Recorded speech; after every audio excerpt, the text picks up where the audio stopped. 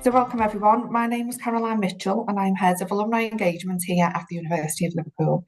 So we're delighted to have Suzannah and Sandy here today for our latest in our event series called Liverpool Leaders, in which alumni of the university share their unique leadership insights and career journeys. So today we're delighted to be joined by Suzannah Nichol, the Chief Exec of Build UK, which is a leading representative organisation for the UK construction industry. Today, my colleague Sandy, who is an architect and academic within the Liverpool School of Architecture, will chat to Suzannah about her career journey. Then there will also be opportunity for you both, for all attendees to ask questions through the Q&A, and we'll come to those later on. So for now, thank you again, Suzannah, for taking the time to join us today, and look forward to hearing your insights. Thanks both. Thank you, Caroline. I'll just introduce Suzannah. So Suzannah is the Chief Executive of Build UK, the leading representative organisation for the UK construction industry. She's a passionate advocate for construction and is recognised and respected for her work with government, media and key industry stakeholders. She was awarded an MBE in 2005 and an OBE in 2024 for her service to the construction industry. Inspired by site visit during a week's work experience, Suzannah went on to study a degree in construction management before starting her career as a site engineer. She then qualified as a health and safety professional before taking over the reins at the National Specialist Contractors Council. After 13 years leading the specialist sector, Suzannah was a driving force behind the merger to form Build UK in 2015, which brought the industry together within one organisation to present a unified voice for construction to the outside world. Under her leadership, Build UK is at the forefront of improving business performance, increasing productivity and recruiting, training and retaining talent across the industry. By benchmarking payment terms, Build UK has improved payment days across the sector, and it introduced the Common Assessment Standard to improve the process of pre-qualification, saving the industry up to £1 billion each year and enabling the supply chain to demonstrate organisational capability as required by the Building Safety Act. Build UK also played a significant role during COVID by publishing and maintaining the site operating procedures, which kept the industry open through every lockdown.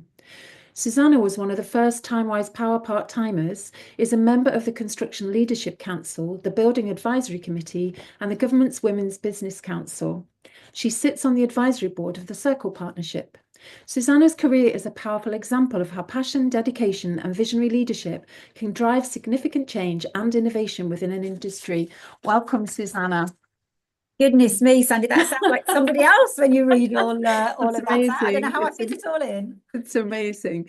Well, I'm very pleased to welcome you and and to ask you a few questions. So first of all, can you tell us a little bit about your time as a student and your early career journey? Like, for example, your early memories of the University of Liverpool and why you chose to study with us.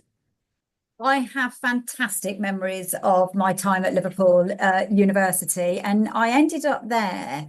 I don't quite know how I ended up there. To be honest, I suspect a lot of students would say that. I started my interest in construction during a week's work experience at school when you used to do work experience. And I went out with a friend's dad, who is an estate agent, and we went onto a home building site. And I presume he must have been responsible for selling the homes. And I walked out and just knew I wanted to do something with construction. So I went home to my parents and said, right, I'd like to work in the construction industry. And my father was a police officer and my mother was a nurse. So it was completely out of their comfort zone. And this was the days before search engines and Google and all of that. So we found universities that did a construction management degree. And it was narrowed down to 3. Salford, which I thought was in London, so I didn't want to go there. Heriot-Watt, which I knew was in Scotland, and I didn't really want to go that far, which left Liverpool. So I came to see Liverpool for a visit and just fell in love with the city, the university. I was based at the School of Architecture, the halls of residence. Everything just kind of said this is where I would like to go. So I turned up at Liverpool University as a fresher, and I pretty much loved every single day of my 3 years whilst I was there. Oh, fantastic. Are you still in touch with anybody from the university? I am one of my best friends I met at university, Melissa, who I've no doubt will listen to this back. A few of the friends that I stay in touch with as well, and a few who I see through work actually, and one I've recently reconnected with, just the way that our work has aligned. So it's great, yeah. And I know people across the industry who weren't in my year, but we've always got something in common with the University of Liverpool. Great. Well, it would be lovely to welcome you back in person if you were to travel up this way. Thank you. And what are the most important aspects of your time at Liverpool that helped you develop as a leader, the leader that you've become? I think it's always quite interesting when you say develop as a leader. I'm not sure anybody kind of sets out, well, certainly I didn't set out and say, I want to be a leader. I think going off to study at university, certainly back then, it was the first time I'd left home properly and kind of learned to fend for yourself. And the university environment was a very safe environment. I had a lovely time. I was in Greenbank Halls and I had a lovely time with lots of friends there. It's the opportunity to do a load of things that you've never done before. I learned to dive, which I've never done before and never done since. I loved cycling up to university from the halls. The School of Architecture was just a really nice environment to be in, both in the teaching staff, but also all the support staff. Everybody was just really nice. And I think if people are really nice, it gives you a really good all-round experience. And that was definitely mine. Oh, that's wonderful. That's brilliant. So after university, you began your career as a site engineer. Then you qualified as a health and safety professional and took over the reins at the National Specialist Contractors Council. And within 12 years of graduation, you received your MBE for services to the construction industry. What do you think were the biggest light bulb moments which helped you achieve this? I'm not sure I had any light bulb moments. I often say I was in the right place at the right time and put my hand up and said yes. I know a lot of people will then say, but you get yourselves in the right place at the right time. It's not all luck. You do make your own luck, but I do think I've always been open to opportunity. I absolutely love learning. Even to this day, I like learning something new. I'm kind of rekindling my school go French at the moment because I'm off to France and I'd quite like to be fluent in it.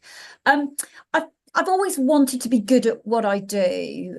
It doesn't matter what it is. I like to give it my best shot. I don't need to win everything, but if I'm going to do something well, then you might as well invest the time to do it well, I would say.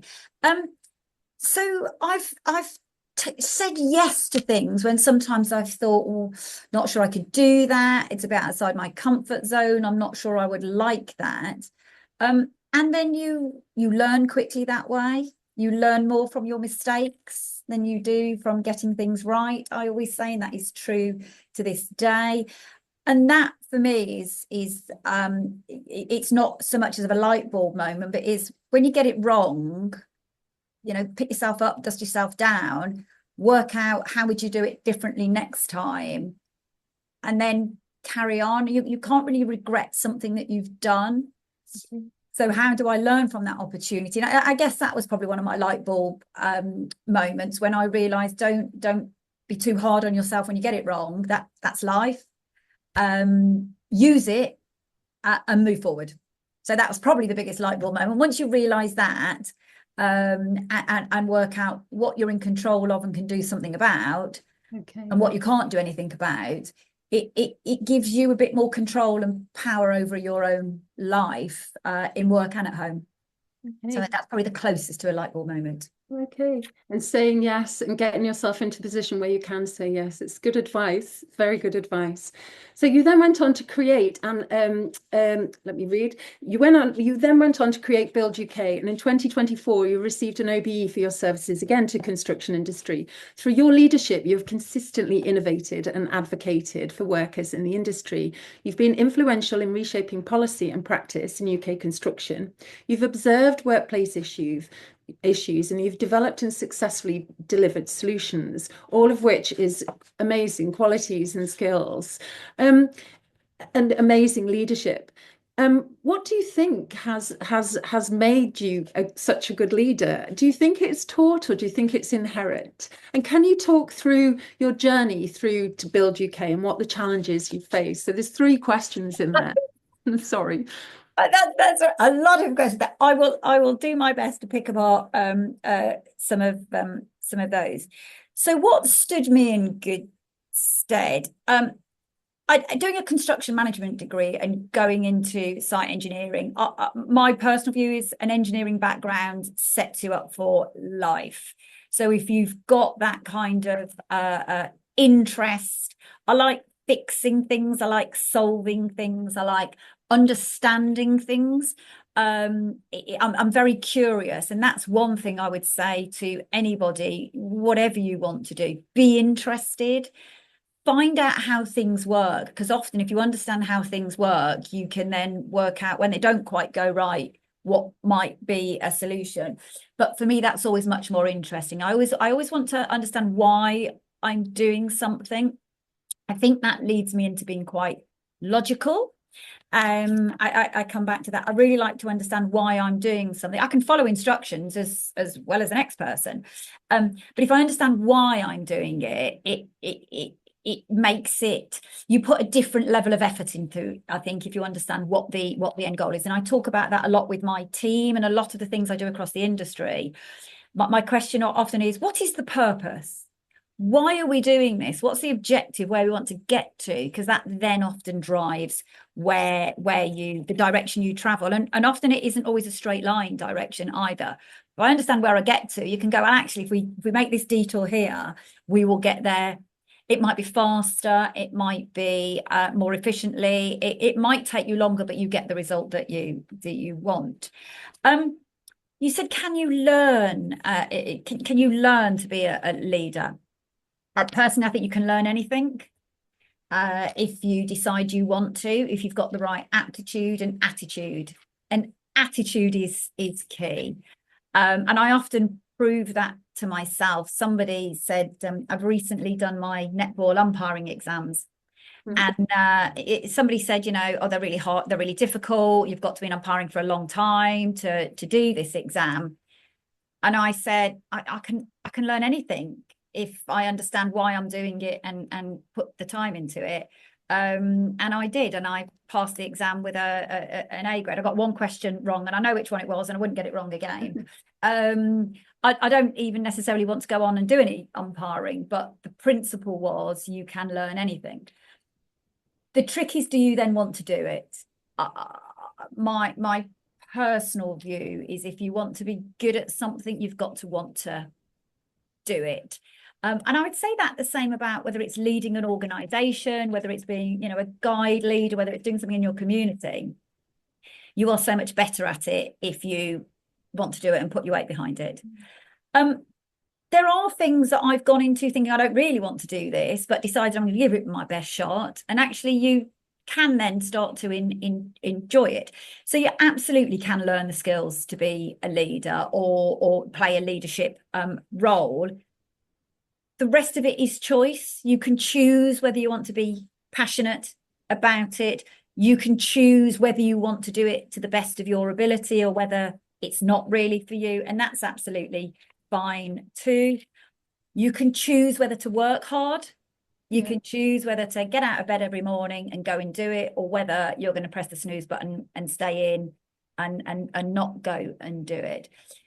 So whilst I do think that some people naturally are good at those leadership skills, taking people with you, making decisions, there are people who may not necessarily see themselves in that role, but naturally or do end up being in that role because of the way they've chosen to approach it.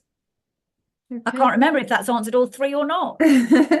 Yeah, well, that's amazing. Thank you very much. So during this time in running Build UK up to 2024, what challenges have you faced? What are the main challenges that you faced? Oh my. So that was the 3rd question you asked, wasn't it? It was about how we created Build UK. So we've created Build UK 10 years ago. It's our 10th anniversary year this year, so it's quite exciting for us. By bringing together 2 of the leading trade bodies in construction who represented different parts of the sector. And they would often have public debates about issues, controversial commercial issues in business, payment, treatment of the supply chain. Some are specific to construction, some not. And I ran one of those organisations, but got quite frustrated by the way the industry aired its dirty laundry in public. And there came the opportunity to bring those two sides together and say, we're still going to have the robust debates, but you know what? We're going to do them behind closed doors around a table. They may not be pretty. I often say, you know, there may be blood on the table, but we ultimately all want to run good, financially viable, safe businesses that provide employment, that deliver great infrastructure. We deliver the whole built environment.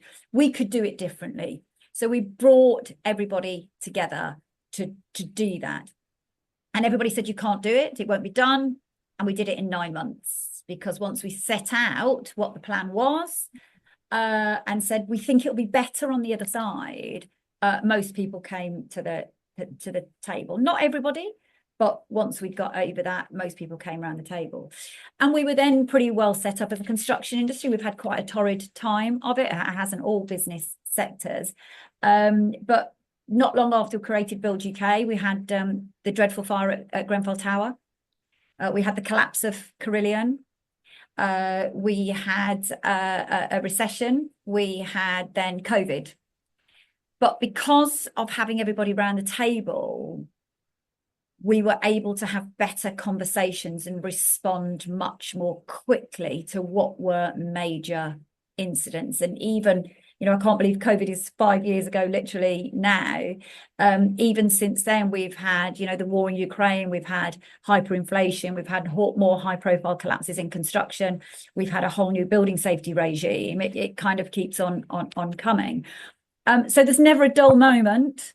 It certainly tests our skills in responding to crises. We're pretty good at crisis management now. You give us a crisis, we're pretty good at managing it.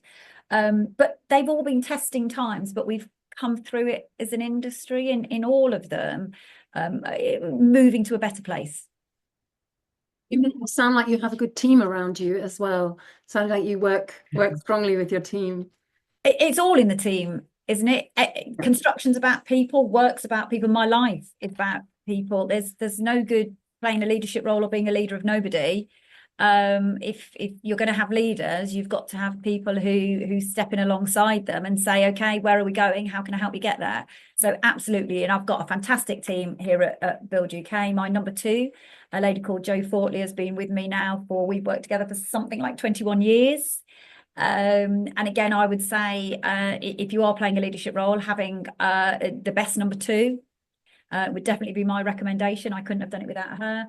I've got members of my team, we're a small team, who've been with us for over 10 years. So absolutely. That's good. I think you may have already answered this one which asks, what do you say are your key strengths in making you a good leader? There's a lot of focus on leadership within this because obviously the nature of the talk.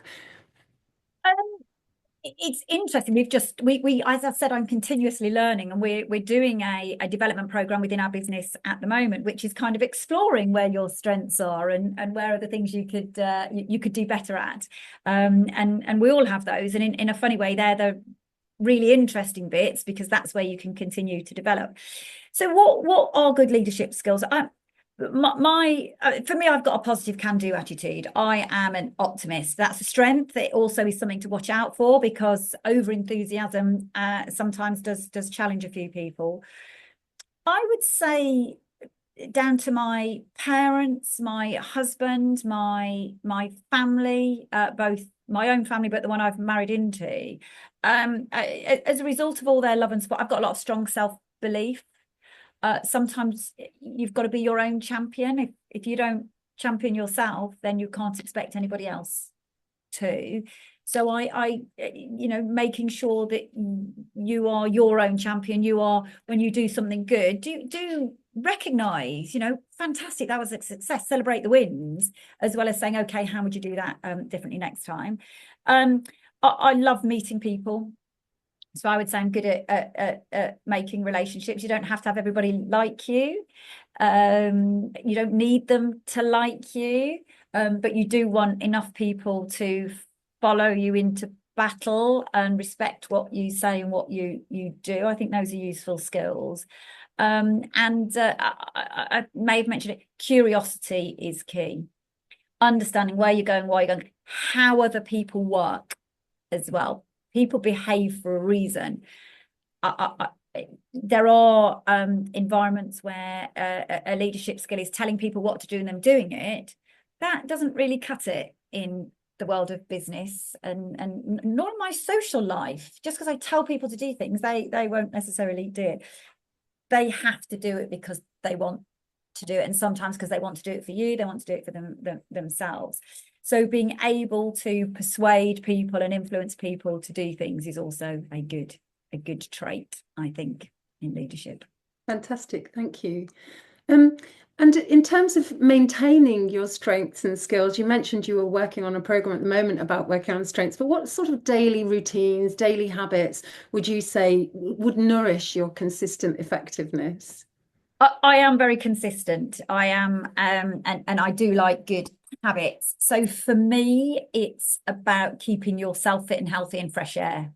I think one of the reasons I went into construction, I love being outdoors. I love that. Now I would much rather be outside, whatever I'm doing. So every morning I'm up, I'm going to boot camp. Or not every morning, about 4 days a week. That's ridiculously early. It's outside, but after 45 minutes of doing whatever, lifting weights, a bit of running, whatever it is, with a good friend of mine, honestly, I'm set up for the day, and I will do that consistently. I walk to the station every single day. Once you've created that habit, it doesn't matter whether it's raining or snowing. My default habit is to walk to work. I did that this morning, thinking about today, looking forward to this afternoon. I think being consistent, other people like that as well. You then become more reliable. They don't have to second guess where you're going to be, what you're going to do, how you're going to behave. So I think that's a good consistent habit. But if I have the choice of having a meeting outside or sitting in an office, I'll be outside. When I work from home, I'm in the garden if I possibly can. Yeah, good advice. And along the same lines, who has been your biggest inspiration or mentor along your journey, and why is that? Might be two different people. Oh, I think it's a lot more than two different people. I think, like a lot of people, I'm very lucky with my family and my parents. Some of the things we've talked about, they never overtly said, this is what we expect you to do. But definitely the environment that, you know, we just generally worked hard. Both my parents did. I've had a job since as soon as I was allowed to work. So that's probably about 14, out doing a paper round, and I've worked ever since. I've got a couple of my good friends are real inspirations, and they do very different things, just again, their resilience, their approach to things. And throughout my career, I have had people who have, I would say, looked out for me, looked after me, and not necessarily open doors for you, but they have definitely been there and said, I think she'd be good at that. I often say people talk about women need mentors. They don't. Women need sponsors. They need people who don't tell you how to do things, who say, I've put you forward for this opportunity. I've suggested you, that they are telling other people how they can trust you, they can rely on, and they should look to you for things. So too many to mention, but quite a few in my home life and in work. Thank you. And what would you say is your biggest career highlight? And what are the challenges that you've faced? So two, both the best and maybe some of the challenges. Oh, my career highlights. It's always a tricky one, this one. I've been really lucky. I absolutely love my job. So even the small things, I am off to Treasury this afternoon for a meeting, and things like that still highlights the fact that you get to go in and talk to government and influence decisions that the Chancellor, the Prime Minister are making. So all of those small things. Creating Build UK. definitely was a highlight. That was such a big step for the industry in terms of its representation and how it took responsibility for itself. Keeping the industry open during COVID, even that now makes me go a bit tingly. That was something else. Just the way we said construction is staying open, we keep the lights on, you can't stop a tunnel boring machine. And then we came out with, we called them site operating procedures, that one of the Prime Minister's advisors said to me, well, will everybody follow these? And I just crossed everything and said, yeah, we will. And they did. Every single person in this industry made me so proud, because we followed those procedures. We kept open throughout every single lockdown in COVID, and we kept safe, and we fundamentally changed the way the industry worked.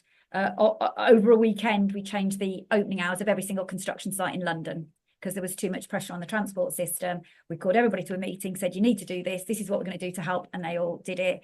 As I say, that still makes me tingle. And receiving my OBE. I went to Windsor Castle in January this year with my parents, my best friend and my daughter. And that was just something else. The fact that somebody thinks you're doing a good enough job, that they nominate you for something like that, and then to receive it from Princess Anne and not fall over whilst curtsying, that was just something else. It really was.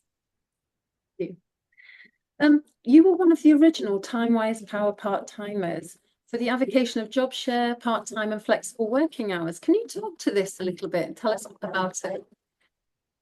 I passionately believe that giving people the opportunity to be their best is, it's certainly part of what I see very much as my role. And we've all seen recently the dilemmas of two working parents having to go to work just to afford to live these days. I think makes it really challenging for everybody. And the more opportunities for flexible working that we can give, the better for everybody. I think it started off being for women who obviously still do most of the childcare or caring. It may not be that you've got children, it may be you have other caring responsibilities. And that need for flexibility is absolutely vital. And I remember 20 years ago, my daughter Sophie is now at university, so I'm reliving a bit of my student life through her. When I went off on maternity leave, I was really fortunate. I had a board of directors, and the chair came out to see me and he said, please just come back. We don't mind how it is. We just would really like you back. So that was a real opportunity for me. So I'd love to come back, but I can't come back 5 days a week. And they said, just tell us what will work. I said, I don't know. Let's all try it. So coming back and gradually easing back into work demonstrated to me the power of giving people that flexibility at a time in their life when they need it, kind of keeps them powering on through. And I've now done that with every single member of my team who's gone off maternity leave. I've got one of my team's about to go off for the 3rd time, and she will come back again. She's already come back twice. And she came back half a day a week to start with. She said the same. She said, I can't come back. I can't commit. And we said, don't care. Come back half a day a week. She's back up to 3 days before she goes off again. So I think it's so important. And it's quite a challenging construction because of our frontline operational role. So we did a huge project with a company called Time-Wise, who I got the Power Part-Timer from, to demonstrate that we could do it on the front line. We did it during COVID and we demonstrated it. And you now see more and more construction employers offering that opportunity to men and women to just have a bit more flexibility in our lives, which I think is good all round. Thank you. You're a member of the government's Women's Business Council, which seeks to maximise women's contribution to economic growth. You yourself, obviously a female leader in an industry typically perceived as being male-dominated. Do you feel your gender has helped or hindered your progress and your leadership? For example, have you seen things with a different perspective? I think it's helped, Anne. hindered the challenge I have. I will never know that's because of me, because I'm female, because of the people I work with. I will be excluded from things, dinners, all kinds of things, because I am female. That may be to do with me, or maybe to do with my position. I don't know. I still think women are often not heard. And that's not necessarily not listened to. I think sometimes, often in meetings, I see it. Men just don't hear women's voices in quite the same way. So you have to be quite smart about how you do that. However, has it hindered my career? Well, I like to think not. I'm sat here talking to you, running the leading organisation, leading trade body in construction. It's an asset. You think differently, you bring a different perspective. I think women sometimes are more empathetic, and that goes a long way, particularly more so these days as well. I guess my overall assessment would be, it takes a blend of the right people. Some of those will be men, some of those will be women, some will be, don't call themselves men or women, they'll be somewhere along that spectrum. It's that whole different thinking that gets you into a better place. It's back to that teamwork. On our recent development program at work, the report back was, actually, you're quite a diverse lot. You've got similar ethics and morals, but you've got a lot of diversity. And I think that's how we do what we do. So there's good sides and bad sides to being female. I suspect exactly the same could be said of any other gender. Yeah. And what do you wish you'd known to encourage you in this industry when you started? Specifically in this industry, construction is amazing to work in. There's so many opportunities, so many different sized businesses, so many different roles. If you'd said to me when I was at university, you're going, or you could go and lead a trade body, I'd have probably gone, what? Why would I want to do that? And then look at me now. And that's the challenge we have as for young people's journey from education into employment. It's really difficult to explain that there is a job out there that you can do anything. And we are not very good at explaining that. You have to get into an industry, look around you and go, oh, I could do that. Oh, I quite fancy that. And often you can create a job that wasn't there before. You look at the whole digital technology advances, you look at it, you can sit there and say, well, I think we need to do this, this, and this, and I'm going to do that. I'm going to present that as a job that our company needs. And in construction, you can do that with bells on. Every day you do something different. If I told you about my last 2 weeks, honestly, I'm like Mr. Ben. That will tell you what generation people are in, won't it? I've had a different outfit on every day, from being out on site to being in a different evening to being at a black tie do. And you get to see the world. If you want to in construction, there are so many opportunities. You get to see the world. I don't think I knew any of that when I signed up for construction. So I can tell everybody that's exactly what you can do. What you want in construction, there is a job for you, whatever you're good at, whatever you like doing. Thank you. You're a fantastic leadership role for young people. You've embedded your passion for equality and diversity across your company and the profession, which is remarkable, and you have advocated for workers across the sector. Can you talk us through what this means to you and its importance across your business operations? You spoke a little bit to this in an earlier question, but perhaps you can add to that. How kind of you to say that about me. I'm like, I love what I do. I would like everybody in their daily work. You spend an awful lot of time at work. I would like everybody in their job to enjoy it as much as I do. Yeah, there's bits of it that you'd rather not do, but I can, you can do those because the rest of it is. And everybody is good at something, and what I'm always looking to do. So when I'm talking to a student or somebody saying considering their career options, my first thing is, what do you really like doing? What gets you excited? What do you say, I wish I could do this every day? Because then you can find that niche, you can find that job, you can find that career for whoever is asking. We run something called Open Doors in construction. Build UK run that, and 2 3 weeks ago we opened up 260 sites for 7,000 young people to come through the doors. And everyone that I spoke to, I didn't speak to all 7,000. My question is, what is it you want to do? What's your next step? I truly believe that for everybody in the workplace is my job is to open the door, not just let them in, it's to reach out my hand and pull them through. That next generation, they can be better than me. I want them to be better than me. How can I help move them up their career as I guess probably head towards the latter end of my career? And what do you see as being the biggest opportunities and challenges for the construction industry in the next decade? Responsibility, I would say, is both an opportunity and a challenge for our industry. We've got a government at the moment with huge ambition to get Britain building 1.5 million homes. We need all the supporting infrastructure. We've got the new hospitals programme. We've got things like the airport expansion, the road network, transport network, Lower Thames Crossing, it's so much opportunity. So if you're not sure what to do, come and join a career in construction, because we've got loads of jobs going for you. We will have going forward. But that comes with huge responsibility as a sector, as construction, to do it right, to build homes that are of good quality, that are safe to live in and are fit for the future. So if you look at, we've got, so much of our housing stock we've got the oldest housing stock in the world, I believe. And, you look around, you've got a lot of still Victorian terraces, and they stand us in good stead.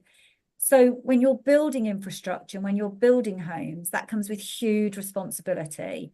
And the big challenge is to ensure that everybody in our industry recognises that weight of responsibility for them to do their job properly and create the safe infrastructure, built environment and communities that we all deserve. And for yourself, what do you see the future opportunities and challenges for you if they're different to what you've just talked about? I love the fact that in my job I get to make a difference, that people use what we do. We benchmark payment performance, for example, in construction, which has an issue, or certainly had more of an issue with payment, and it has changed the way people behave. Because we've made the information transparent, we've put it up online. So as long as I continue to make a difference, as long as the construction industry, my members, the people I talk to, want me to continue doing this, that's kind of my where I'm looking to go. I bounce out of bed every morning to come into work. I never wake up and think I don't want to go to work today. Every day it's like, well, crikey, what am I going to be doing today? And as long as I feel like that, I will continue to do what I'm doing. Fantastic, thank you. So many people on the call are going to be recent graduates or progressing in their leadership journey. As a young person just starting out, how do you think one finds one's professional passion? Oh, I think you've got to something that's got to kiss a lot of frogs, I think. I think that's it. My advice would be, don't get a job, go and get some experience, step in and do something. The chances are your first job is not going to be your life career. For me, I've only had 5 jobs, I think, my entire working career. I've been lucky. But take that first step. You will then, this whole world of opportunity opens up to you. So if your first job, you think, well, this isn't really floating my boat, that's fine.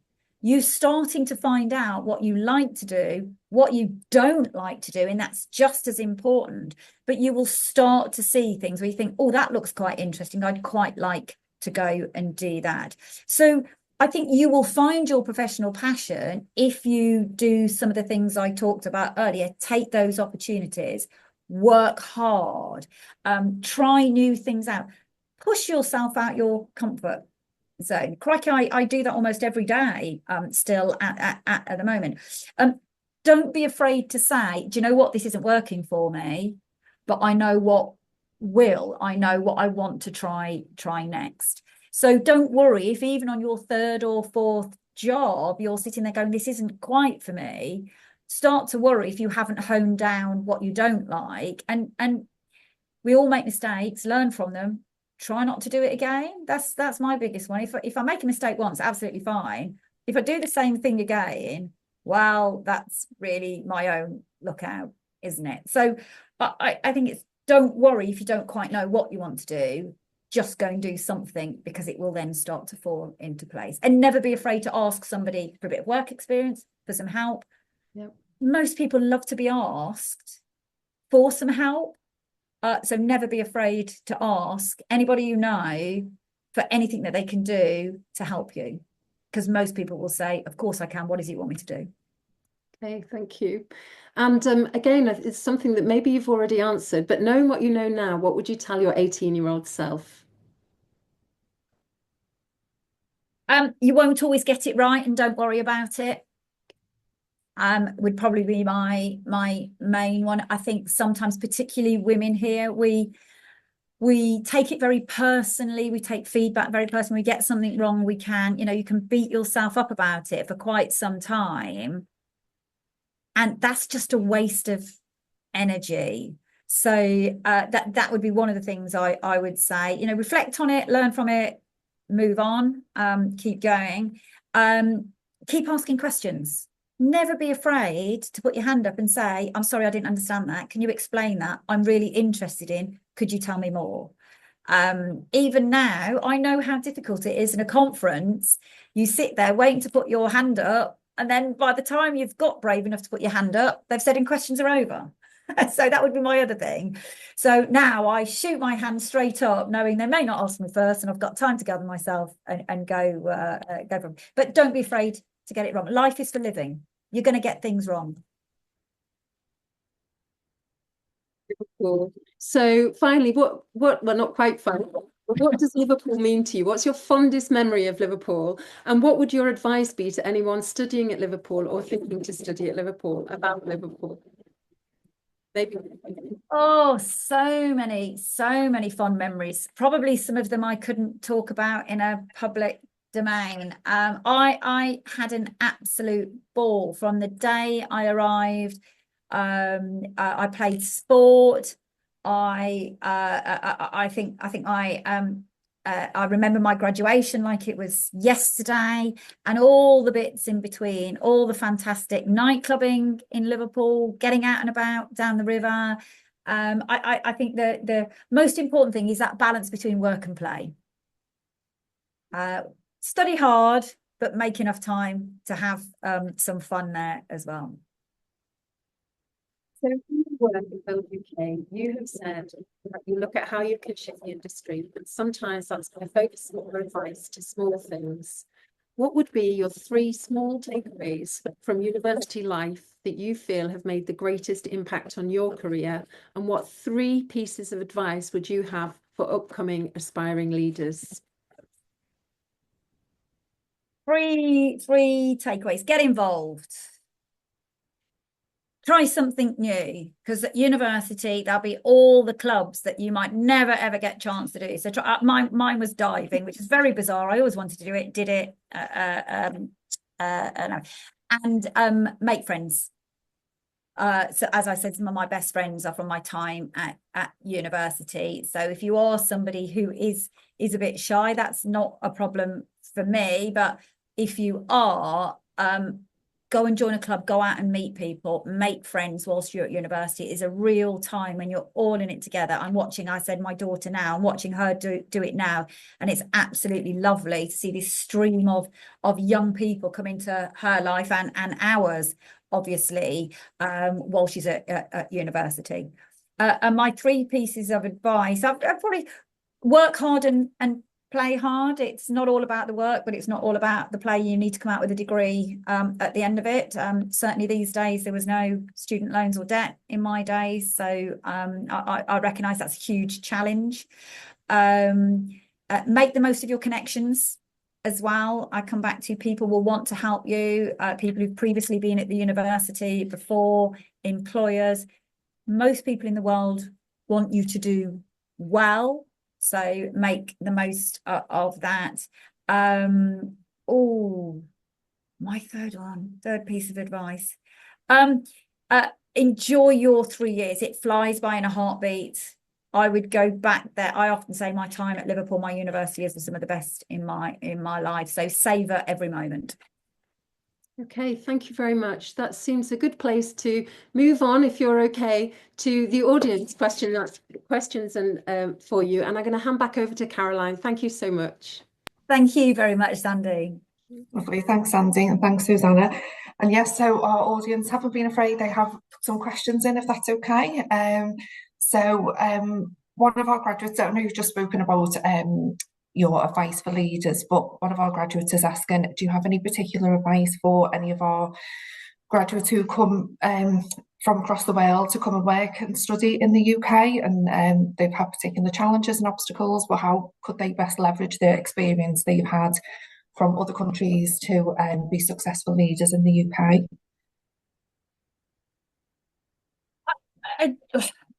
Clearly, I can only talk from my personal perspective, but if you apply some of the principles that I've talked about, there is the opportunity in this country for anybody to do the career that they want, to pursue the career that they want to do. But it's not your right to have that career. You've got to do those things. You've got to work hard. You've got to step up. And I watched something by Tom Hanks recently, which really resonated with me, and I think stands anybody in good stead. As an actor, he said, there are 3 things that you can apply to everyday life. First of all, turn up on time, show up and be there. And I am amazed at how many people don't realise how important that is. Know your lines, he would say. Know your job and take responsibility. Leadership, it's often about taking responsibility and accountability. So if you make a mistake, you put your hand up and say, that was me. That was my call. I got it wrong. This is what I'm going to do about it. And I always say to my team here, if you make a mistake, come and tell me about it. I'd rather hear from you first than the person who's at the other end of the mistake. If you tell me about it, we can sort it out, because there is always a way to get out of it. And the third thing is bring something, add value. What are you bringing to the party that somebody else isn't? And if you do that, those 3 things in whatever you're doing, whether it is from a paper round to operating within, a big corporate organization, that will get you a long way. So anybody has the potential to be a leader, but it doesn't just happen. You have got to work hard for it. And what I learned is, I started out as a setting out engineer on site. That is literally pouring concrete cubes. It is setting out lines on site. It is really right at the bottom of a construction site. Best thing I ever did. Because if you work your way up, you understand the pressures and you understand what the people that ultimately you want to be leading are doing out in whatever environment you're in. If you've never done it, it's much more difficult. So I don't think it matters whether you're an international student or not. If you've got the right attitude, if you want to put the hard work in, you can step up in any organisation. Not necessarily to wherever you want to be, because you need to have the skill set to do that, but certainly in a position where you should be doing something that you enjoy with bells on. Thank you. Someone else asked, how far are you a risk taker during your leadership journey, and how do you embrace risks? Oh, there was an interesting American study about the fact that women take smaller risks than men, but take lots more of them. And I think I see that in everyday life, in the way that I operate with my girlfriends versus my husband's husband and his friends. So am I a risk taker? I'm a calculated risk taker, I would say. I will scenario plan. I will look at the unintended implications of any decision, all the what ifs.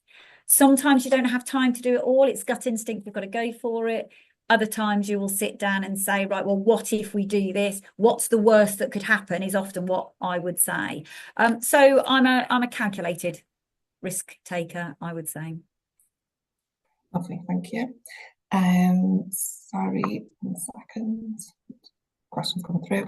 So for many of our graduates, employment opportunities are becoming more and more challenging. I was just thinking of any key skills that you look for when recruiting, or any top tips for our graduates to stand themselves apart. Oh, Tom Hanks again. Remember Tom Hanks? Show up on time, know your own job and take responsibility, and bring something else to the party. For me, they go way further. Hard work is always good. Wanting to help and hard work goes so much further than I think people realise. And that doesn't mean nobody here is sat here at 6 o'clock at night working hard, but when we are here, we work really hard. But the Tom Hanks, they in any employer will go so much further, and they are way more important than I think some people realise. Okay, thank you. And then a question from Martin. So he says he's 12 years out, first tier PM. Currently, I'm out on shared parental leave as the father, and sadly only the second in our directorate to do so. How do you reflect on those periods affecting your successful career?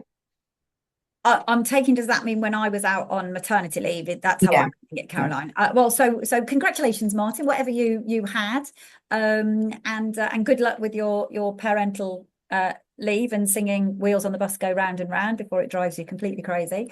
That was an amazing time. Again, I was very lucky. I've got a very supportive family. I had a very supportive employer. I do some presentations to often women, and one of the things I always say, there's no good time to have a family, have a baby, take times out of your career. It might be that you've got to step back and care for an elderly relative or parent. There isn't a good time, but apply the same principles. You've got to do what you've got to do. And if you put the hours in, and if you remain in contact with your employer, often go back. I would actually say when you're in a position where you want to step out and do something, again, always make the most of it. But what would be a solution that worked for you? If somebody sits in front of me and says, I need to do this, but this is what I can do for you, I can always find a way to make that work. Lovely, cheers. So I think that brings us to the close of the event now with our questions. So thank you. It's been wonderful to hear your insights, I think your passion, dedication, enthusiasm. You know, you can see how it's changed across the industry, and the fact that you've had and supporting others along the way. And yes, it's been really insightful to have you here today. So yeah, really proud to have you as part of our alumni community. And thank you to Sandy as well. We'll have the recording, we'll share that with anyone who's attended today. And you can also see our upcoming events on our alumni web pages. So hopefully we'll get to see you all again. Lovely. Thanks, everyone. Bye now. Thank you very much for having me. Thanks, Sandy. Bye-bye.